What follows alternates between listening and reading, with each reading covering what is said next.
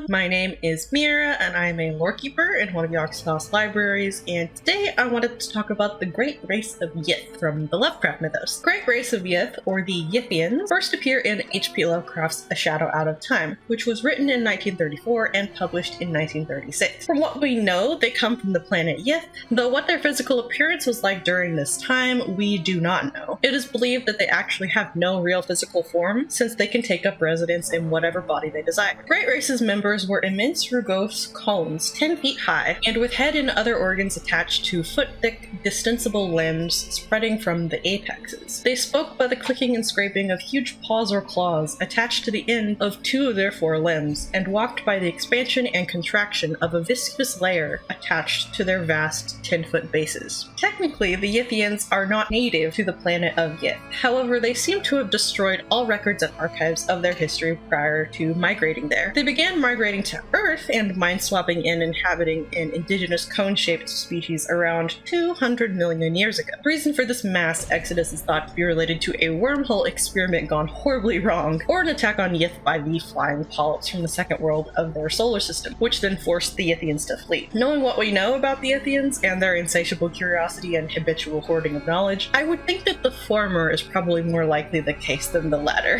Yithians communicate using their pincers to produce a series of clicking and scraping sounds, though it is also believed that they could use telepathy to convey concepts and emotions. They also had a system of writing and would write using the tentacles protruding from their heads. They ate and drank using the red trumpet-like organ, and are described as only sharing two senses with humanity, sound and sight. Yithians are sexless and genderless, and reproduced via seeds laid in water. However, this was a very rare event due to their extremely long lifespan, which could last up to several thousands of years. Upon arriving on Earth and brain-swapping with the cone-shaped creatures, the Yithians were forced to fend off attacks by the flying polyps, which were the natural predators of the conical critters. With their mastery of technology, the Yithians emerged victorious and imprisoned the polyps beneath the ground. They also waged war against the Elder Things, but very little is written about that conflict, and the polyps would become their primary enemy, to the point to where any architecture left behind by the polyps was completely abandoned by the Yithians, and even mentioning the polyps was considered super taboo. After their victory, the Yithians went about building their vast cities with skyscrapers thousands of feet in height, nuclear-powered vehicles and flying machines, and engaging in historical research on all the species of Earth. They built a great city called Kakotus, which was located in Australia's Great Sandy Desert. The city held the Kakotus manuscripts, which contain the entire history of the Great Race of Yith. They were incredibly skilled historians due to their time-traveling abilities. Their mental time travel powers consisted of them projecting their minds backward in time, similar to a form of astral projection. As a historian myself, I am very jealous of the Yithians. Could you imagine just popping back in time to learn stuff from the source, with no worry of the butterfly effect?